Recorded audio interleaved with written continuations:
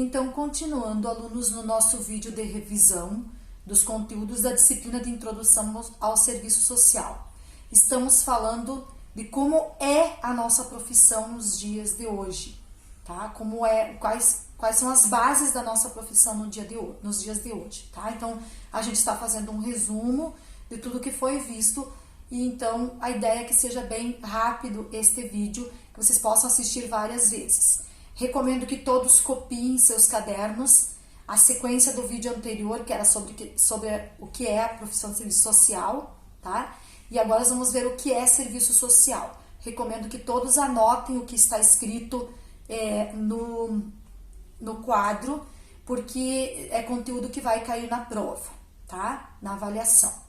Então, nós começamos explicando, então, o que é serviço social e nós elencamos aqui 4 pontos fundamentais para dizer o que é o serviço social nos dias de hoje.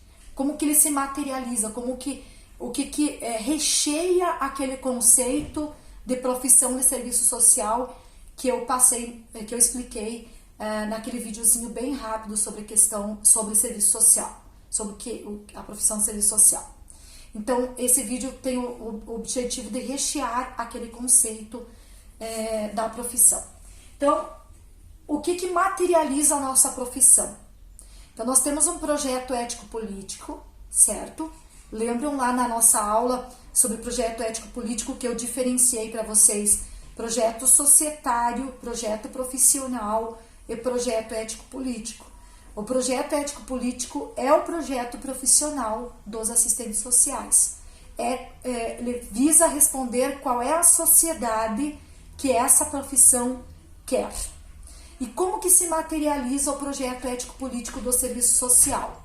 Então, desde a ruptura com o conservadorismo, a partir aí de meados da década de 80, mas com maior ênfase na década de 90, nós vamos ter, então, uma ruptura com o serviço social conservador e um compromisso com a classe trabalhadora. E isso tem que ficar nítido, é o nosso compromisso atual, que é com a classe trabalhadora, e isso tem que ficar muito claro, muito nítido, dentro do nosso projeto de sociedade, que é o projeto ético-político do serviço social, dentro do nosso código de ética, dentro das dimensões constitutivas da profissão e dentro do nosso trabalho com o objeto do serviço social, que é a questão social. Então, lá no projeto ético-político, tem 3 dimensões, dimensões que materializam, dão forma para esse projeto ético-político, né? Então, quais são essas 3 dimensões? Nós vamos ter a dimensão da produção do conhecimento, tá? Do conhecimento produzido, que são as pesquisas em serviço social, os artigos científicos, os TCCs que vocês vão escrever, as dissertações de mestrado, as teses de doutorado, os estudos de caso, tudo que for publicado cientificamente acerca do serviço social é a dimensão do conhecimento produzido do serviço social, certo? E esse conhecimento começou a ser produzido com maior ênfase a partir da década de 80, 1980, quando a ditadura militar vai perdendo força e as teorias marxianas estão assumindo seu papel dentro da profissão de serviço social. Nós vamos ter também a dimensão político-organizativa. A nossa profissão ela tem uma organização política, certo? Então, nós temos os conselhos da categoria profissional. A gente não usa a palavra classe para denominar os assistentes sociais, e sim categoria profissional, como qualquer outra categoria, né? A gente usa a palavra categoria, não classe. Então, nós vamos ter a dimensão político-organizativa da categoria profissional dos assistentes sociais, que é o quê? O Conselho Regional de Serviço Social, certo? Ele tem como objetivo normatizar a nível do Estado, no nível estadual, as questões relacionadas ao serviço social, certo? Também é um órgão onde nós, assistentes sociais, nos inscrevemos e que nos dá suporte quando a gente tem uma dúvida. Por exemplo, a gente pode estar consultando o conselho para ver quais são as orientações acerca daquela questão que a gente não está sabendo lidar, certo? E também o conselho, ele costuma fazer encontros com os assistentes sociais, capacitações, né, em fóruns de discussão, em seminários, sobre os temas relacionados ao serviço social.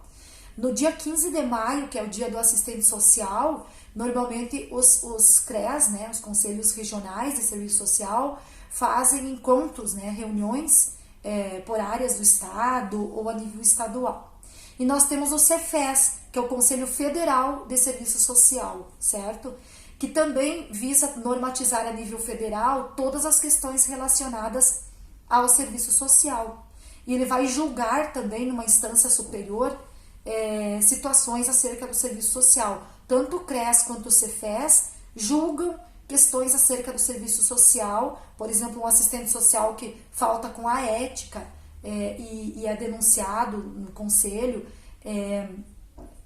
então ele vai passar por um julgamento, tanto do Conselho Regional e, se for necessário, do Conselho Federal. Assim como também instituições que se denominam de assistência social, mas que não têm assistente social, também são passíveis de fiscalizações, de processos nesses conselhos, tá? Bom, e nós vamos ter a dimensão jurídico-política, que são as leis e as normas, né, do serviço social. Todas as leis que falam do serviço social enquanto profissão, as normas e como essa profissão deve acontecer no cotidiano, também materializam o nosso projeto ético-político, voltado, volto a repetir, para a classe trabalhadora. E aí nós vamos ter as dimensões, o código de ética, né? O código de ética, nós tivemos 5 códigos de ética. Esses códigos de ética foram se adequando conforme a profissão ia se transformando, esses códigos de ética também iam se transformando, certo? Então nós vamos ter o Código de Ética de 1986, que eu sempre gosto de citar, porque dentro do Código de Ética de 1986 já vai ter bastante subsídio da questão da ruptura com o serviço social conservador e já o serviço social assumindo uma nova postura dentro da sociedade brasileira, que é esse serviço social voltado à classe trabalhadora, voltado às questões de democracia, justiça social, liberdade e cidadania. Então, esse Código de Ética de 86 já tem rebuscamentos, pinceladas desse movimento de ruptura já quase consolidada, esse movimento de ruptura com o serviço social conservador. E o nosso Código de Ética vigente, que é o Código de 1993, que em outras disciplinas mais adiante no curso, vocês vão ver ele detalhadamente, tá? Quem quiser já ir olhando na internet, tem lá o Código de Ética do assistente social, vocês podem estar dando uma lida.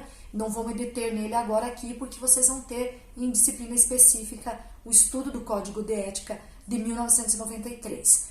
Mas o que eu posso dizer dele, para esse encontro, é que ele é um código de ética que tem os preceitos voltados para os ideais de sociedade que o assistente social, que essa categoria profissional quer, aliado, então, muito aliado ao nosso projeto ético-político e que é voltado à classe trabalhadora. Então, dentro do Código de Ética do Assistente Social, que é de 1993, nós vamos ter muito claro o nosso posicionamento a favor de alguns valores centrais do Código de Ética, sendo eles a democracia, a liberdade, a justiça social e a cidadania.